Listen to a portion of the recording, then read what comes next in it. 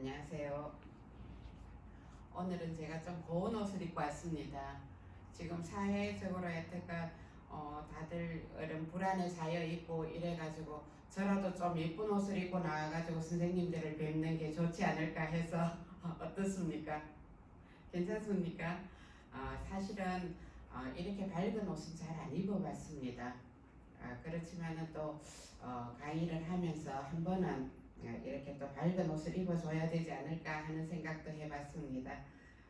오늘은 실제로 이제 선생님들을 백복 수업을 할 거라고 생각을 했습니다만은 이 코로나19로 인해서 또 개강이 지연되면서 다시 또 이렇게 동영상으로 뵙습니다.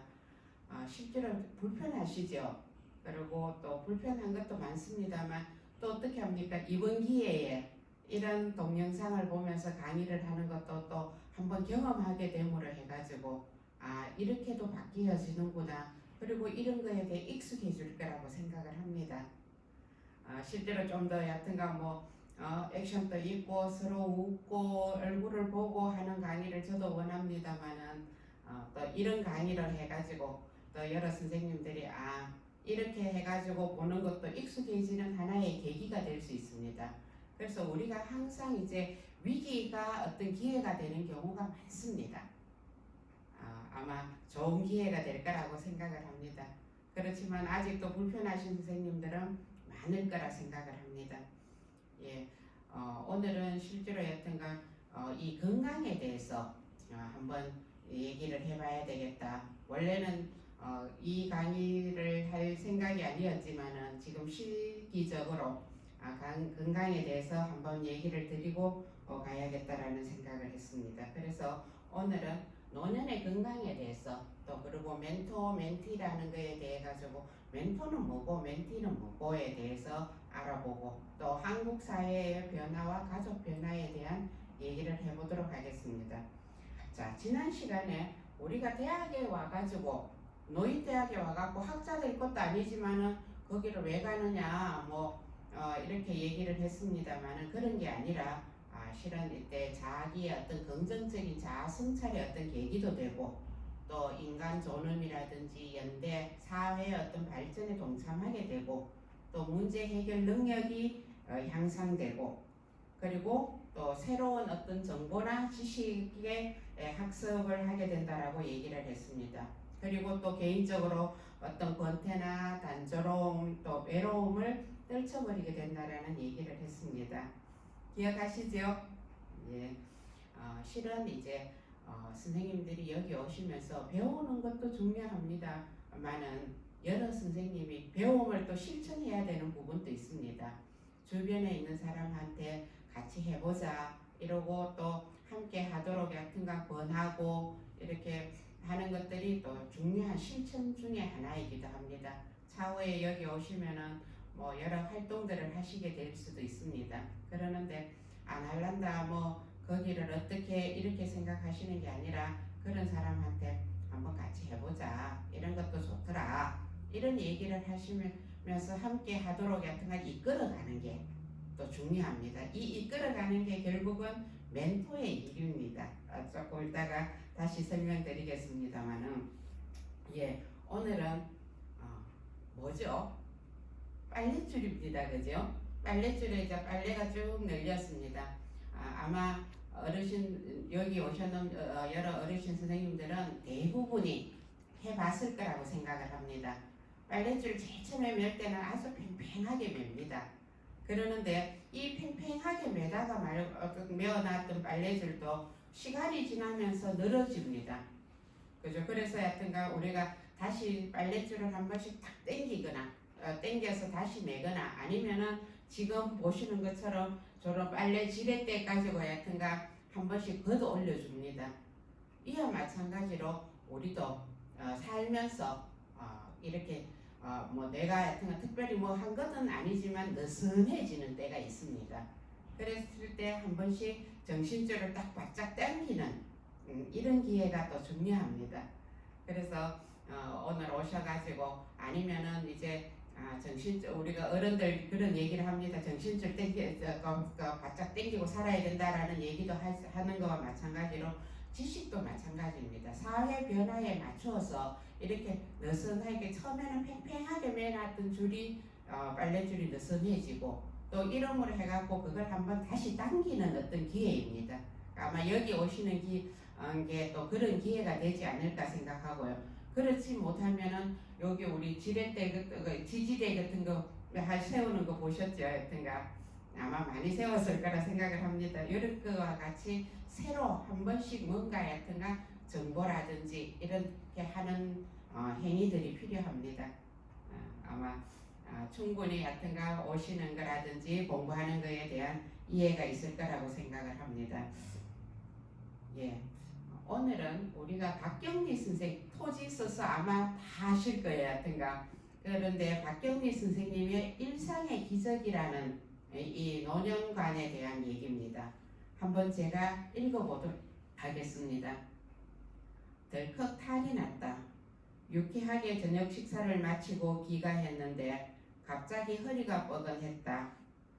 자고 일어나면 낫겠거니 대수롭지 않게 여겼는데 웬걸 아침에는 침대에서 일어나기조차 힘들었다. 그러자 하룻밤 사이에 사소한 일들이 굉장한 일로 바뀌었다. 세면대에서 허리를 굽혀 세수하기, 바닥에 떨어진 물건을 줍거나 양말을 씻는 일, 기침을 하는 일, 앉거나 일어나는 일이 내게는 더 이상 쉬운 일이 아니었다. 별 수 없이 병원에 다녀와서 하루를 빈둥거리면서 보냈다. 비로소 몸의 소리가 들려왔다. 실은 그동안 목도 걸리고 손도 아프고 어깨도 힘들었노라. 눈도 피곤했노라. 몸 구석구석에서 불평을 하였다. 그러나 내 마음대로 될 줄 알았던 나의 몸이 이렇게 기습적으로 반란을 일으킬 줄은 예상조차 못했던 터라 어쩔 줄 몰라 쩔쩔매는 중이다. 이때 중국 속담이 떠올랐다. 기적은 하늘을 나르는 것이 날거나 바다 위를 걷는 것이 아니라 땅에서 걸어다니는 것이다. 예전에 싱겁게 웃어 넘겼던 그 말이 다시 생각난 거다. 반듯하고 짱짱하게 걷는 게 결코 쉬운 일이 아님을 실감하게 되었기 때문이다. 괜한 일이 아니었다. 아프기 전과 후가 이렇게 명확하게 갈라지는 게 몸의 신비가 아니고 무엇이랴. 얼마 전에는 젊은 날에 윗분으로 모셨던 분의 병문안을 다녀왔다. 몇 년에 걸쳐 점점 건강이 나빠져 어제 그분이 자기 힘으로 할 수 있는 것은 눈을 깜빡거리는 정도에 불과했다. 예민한 감수성과 날카로운 직관력으로 명성을 날리던 분의 그런 모습을 마주보고 있으려니 한때에 빛났던 재능도 다 소용없구나. 서글픈 생각이 들었다. 돌아오면서 지금 저분이 가장 원하는 것이 무엇일까 생각해 보았다. 혼자서 일어나고 좋아하는 사람과 웃으며 얘기하고 함께 식사를 하고 산책을 하고 그런 사소한 것이 아닐까. 다만 그런 사소한 일상이 기적이라는 것을 깨달을 때에는 대개 너무 늦은 다음이라는 점이 안타깝다. 우리는 하늘을 날고 무리를 걷는 기적을 이루고 싶어 안달하며 무리를 했다. 땅 위를 걷는 것쯤은 당연한 일인 줄 알고 말이다. 사나흘 노인네처럼 파스도 붙여보고 물리치료도 받아보니 알겠다. 타인에게 일어나는 일은 나에게도 일어날 수 있는 일이라는 것을. 크게 걱정하지 말라는 진단이지만 아침에 벌떡 일어나는 일이 감사한 일임을 이번에 또 배웠다. 건강하면 다 가진 것이다. 아마 이 시를 들어봐 보시고 또 검색창에 한번 쳐서 이 시를 다시 한번 봐보십시오. 그렇게 봐보시면은 일상이라는 것이 정말 여튼가 소중하구나 하는 것을 다시 깨닫는 겁니다. 실제로 이제 뭐 늘 건강하고 이래서 실은 이제 선생님들도 마음은 청춘입니다. 이러다가 봐보니까 무리하게 뭐 같은가 과한 어떤 일들을 하시게 돼요. 그러는데 노년이 되면은 그런 무리한 일들은 하지 않는 게 좋습니다. 왜냐하면 그런 것들이 어느 날 갑자기 굉장히 하여튼가 큰 다음에 어떤 어려움을 가져오게 된다라고 봐야 되는 겁니다. 그죠? 우리도 뭐 아이고 마음 같아서는 뭐 하루 종일 일할 수 있다 뭐 이까짓 거 싶어 갖고 하지만은 평상시에 그렇게 무리하는 것보다는 조금씩 아주 하여튼가 건강을 생각하면서 그래서 큰 탈이 안 나도록 하는 게 중요한 겁니다. 뭐 마음 같아서는 아마 그 달리기도 하실 수 있을 거라고 생각을 합니다. 애들 그 운동장에 가서 막 달리기 하면은 달릴 수 있다. 뭐 운동 옛날에 어떤가 잘 달렸다 하면서 이렇게 생각하시지만 한번 달려보신 선생님들은 아마 다들 옛날 것 같네 하는 생각하실 겁니다. 우리가 마음과 몸이 마음은 젊습니다만 몸이라는 것은 항상 우리가 연식을 반영한다라고 얘기를 합니다. 그러니까 집에서도 여튼간 너무 무리하게 한꺼번에 막 무거운 거 드시고 이러시지 마시고요. 그냥 조금씩 여러 번에 나누어서 뭐 시간도 많은데 한꺼번에 굳이 무리하게 할 필요는 없다라는 얘기입니다. 이게 그죠? 충분히 동감하시지요? 또 한편의 시를 더 한번 보도록 하겠습니다. 이거는 박안서 작가의 오늘도 일상에 감사하며 살자라는 내용입니다. 저도 지금 이렇게 안경을 껐다가 벗었다를 거듭해야 합니다. 왜냐하면은 이렇게 끼고 가까운 걸 보면 잘 안 보여요. 그런데 또 운전할 때는 또 안경이 꼭 필요합니다. 이와 같이 했는데 그러면 이 박안서의 오늘도 일상에 감사하며 살자라는 내용을 한번 보도록 하겠습니다. 지금 또 감사를 느끼고 계시는지, 우리들이 입으로 감사함을 외치지만 진정으로 느끼는 사람은 적을 것 같습니다. 안구 하나 구입하려면 1억이랍니다. 눈 2개를 갈아 끼우려면 2억이 들고, 신장을 바꾸는 데는 3천만 원, 심장을 바꾸는 데는 5억, 간을 이식하는 데는 7천만 원, 팔다리가 없어 의수와 의족을 끼워 넣으면 더 많은 돈이 든답니다.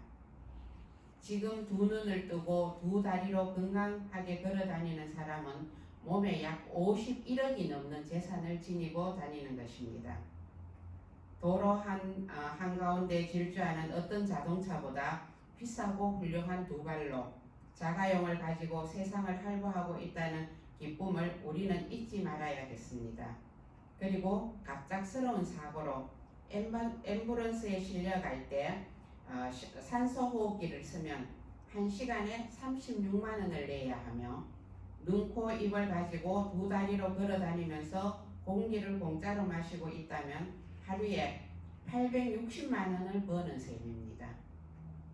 우리들은 51억짜리 몸에 하루에 860만 원씩 공짜로 받을 수 있으니 얼마나 감사한 일일까요? 그런데 왜 우리는 늘 불행하다고 생각하는가? 그 이유는 욕심이 많아서 그렇겠지요. 감사하지 못하는 사람에게는 기쁨이 없다고 합니다. 기쁨이 없다는 얘기는 결코 행복하지 않다는 말이겠지요. 감사하는 사람만이 행복을 움켜쥘 수 있고, 감사하는 사람은 행복이라는 정상에 이미 올라가 있다고 생각합니다. 세이클로버는 행운, 세이클로브는 행복, 네이클로브는 행운. 행복하면 되지 행운을 바란다면 욕심이지요. 오늘부터 지금부터 숨 쉴 때마다 감사 기도 드려야겠습니다. 예, 박경미 선생님하고 박완서 작가의 등간 이 노년간에 대해서 이렇게 봐보시면은 우리가 정말 지금의 사태와 그리고 또 아마 다음 주나 그 다음 주 되면은 실제로 오셔서 수업을 하실 거라고 생각을 합니다. 그 오실 수 있다는 것만 해도 내게 얼마나 큰 행복이고 감사한 일인가 하는 부분입니다. 충분히 공감하시는지요? 그렇습니다. 우리가 늘 잊고 있었습니다만은 이와 같이 우리가 늘 함께 하고 있어서 잊어버리는 경우가 많습니다. 그렇지만은 또 한 번씩 이렇게 다시 이렇게 이런 어떤 시라든지 이런 걸로 해가 되새김하면서 이게 고마운 일이구나, 감사한 일이구나, 이렇게 생각할 거라고 생각을 합니다. 예. 지난 시간에 아마 이어서 그때 멘티라는 게 언제 나온 얘기인가 하는 부분입니다. 아마 여러 선생님들도 이제 한 60년 이상의 삶을 사시면서 아니면 그 이상을 사셨는 선생님도 계십니다만은 사시면서 아마 그렇게 생각하실 거예요. 내가 이제 이까지 살아봐 보니까 삶이라는 게 어떤 거더라. 그래서 젊은 사람한테 너는 이렇게 살아라 하는 얘기를 할 수 있다라고 생각을 합니다. 그래서 지난번에 작년에 수업하셨는 선생님들한테 제가 물어봤어요. 결혼을 할 때 우리는 많은 조건을 따집니다. 신랑감에 대해서 조건을 따지면서 돈 많은 사람이 좋다, 능력 있는 사람이 좋다, 뭐 이런 얘기를 쭉 하시는데 그러면 사랑은 어디쯤 속합니까? 라고 얘기를 하시니까 어르신들 전체가 주신 얘기가 뭐냐 하면은 이런 어떤 조건 같은 거는 한 49 정도, 그리고 사랑이 51이었으면 좋겠다라는 얘기를 하셨어요. 그래도 결혼 같은 거 할 때 우선 사랑이 더 중요하더라. 어떤 조건보다도 사랑이 그래도 어떤 조건보다는 조금 더 있는 게 살아봐 보니까 좋은 거더라. 이런 얘기 결론을 내렸어요. 이거는 뭐 꼭히 답이 있는 거는 아닙니다만 각 선생님마다 우리가 젊은 사람들이 결혼할 때 뭐 인물이 좋아야 된다, 능력이 좋아야 된다 이런 얘기를 하지만 선생님들은 한 평생을 사시고 보니까 이것도 중요하더라 하는 겁니다. 각 선생님마다 아마 다 다르실 거예요. 그죠? 선생님들은 이제 어떤 얘기를 젊은이들한테 해줄 수 있는지 하는 부분입니다. 저도 준비되지 않은 여튼간 노년을 맡고 있습니다. 실은 이렇게 우리가 준비되지 않고 맞는 노년 갖는 거는 실은 여러 가지 여튼간 어려움이 있습니다. 그래서 알고 해야 된다라는 부분이에요. 저도 이제 연식이 있습니다. 보시니까 아시겠지만은 제 딸내미가 결혼할 나이에 이르렀어요. 그래서 이제 주변에 어디 좋은 신랑감이 있으면 좀 얘기해 달라라는 얘기도 하고 이렇게 얘기를 하니까 주변에서 저한테 이렇게 묻는 겁니다. 어떤 사이를 보고 싶나? 이렇게 얘기를 하는 거예요. 근데 갑자기 그렇게 질문하니까 막 제가 굉장히 많은 욕심 중에서 어느 게 1순위인가 하는 그런 생각이 들었습니다. 그래서 그런 것도 이제 한번 생각해보고 어떤 사이를 보고 싶은가를 한번 정의를 해봐야 되지 않나. 그래야지 하여튼가 사이감 고를 때 여러 사람한테 이제 우리 뭐 좋은 신랑감이 있으면 소개해달라 그럴 때 나는 이런 신랑감이 좋더라 하는 얘기를 우선 기준을 안 삼겠나라는 얘기를 합니다. 아마 여기에 실제로 보셨으면 여러 가지 얘기를 하셨을 거예요. 살아봐 보니까 나는 이런 신랑감이 좋더라. 물론 돈 많은 신랑감이 있고 능력 있는 신랑감은 가장 첫 번째이고 뭐 하긴 합니다만은 그래도 저도 또 곰곰이 생각해 봤습니다. 친구한테 그 얘기를 듣고 어떤 신랑감이 좋을까 이렇게 생각하니까 저는 감사함을 아는 사람한테 사위를 보고 싶었습니다. 정말 물 한 컵 떠줘도 고맙다라는 생각을 하는, 그리고 인사를 할 줄 아는 사람한테 그런 사람이 저희네 집에 사위로 들어왔으면 좋겠다는, 물론 뭐 욕심으로 따지면은 한두 가지가 아닙니다. 그렇지만은 그래도 감사하다라는 얘기를 할 수 있는 사람하고 사는 게 가장 좋겠다라는, 그래서 저 나름대로 이렇게 적어봤습니다. 그러니까 순위를 적어봐 보니까 이런 많은 욕심을 부려갖고는 사이를 못 보겠구나 그런 생각을 했습니다. 아마 실제로 만나서 얘기하셨으면 여러 가지 좋은 얘기가 나왔을 거라 생각을 합니다만 한번 생각해 봐 보셔요. 내가 젊은 사람들이 결혼하거나 아니면 손자 손녀나 이렇게 결혼을 한다라고 얘기를 하면은 내가 한평생 살아봐 보니까 돈이나 이런 것도 능력도 중요하지만 뭐도 중요하더라 그 얘기가 뭔가 하는 겁니다. 어떤 데 살아봐 보니까 가치가 있는가. 이게 이제 한 번 정도 우리가 한 생을 살면서 정의를 해봐야 할 내용이기도 합니다. 예. 지난 시간에 그 얘기를 했습니다. 멘토라는 사람들은 뭐를 얘기하는가라고 얘기를 했습니다. 요거는 BC 한 1200년경쯤 됐는데 이 오디세우스라는 사람이 전쟁터에 나가면서 친구한테 내 아들을 좀 부탁한다라고 얘기를 했습니다. 텔레마코스를 잘 부탁한다라고 친구한테 이제 부탁을 해놓고 갔습니다. 그랬더니 친구가 내가 최선을 다해서 보살피겠다. 몸 조심하고 잘 다녀오라고 얘기를 했습니다. 그래서 이제 이 친구가 전쟁에 나가서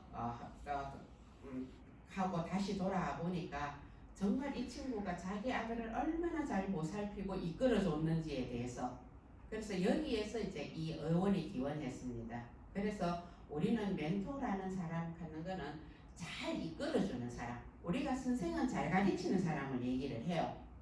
그렇지만은 멘토라는 사람은 그야말로 잘 이끌어주는 사람. 이런 사람들을 멘토라고 얘기를 합니다. 물론 여튼가 뭐 가리키는 것도 중요하지만 이 잘 이끌어준다라는 거는 친구처럼 또 좋은 정보가 있으면 이런 것도 있더라 하는 얘기도 해주고요.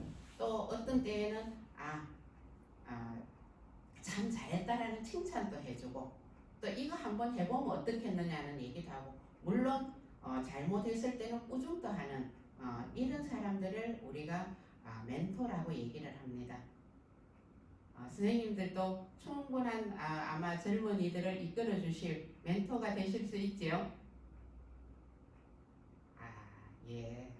정말 다들 삶의 경험이라든지 이런 어떤 지식이 지혜가 이런 기회 좋은 멘토가 될 거라고 생각을 합니다. 예. 너무 지루하게 오래 하면 안 되겠죠? 잠시 끊었다 가겠습니다. 수고하셨습니다.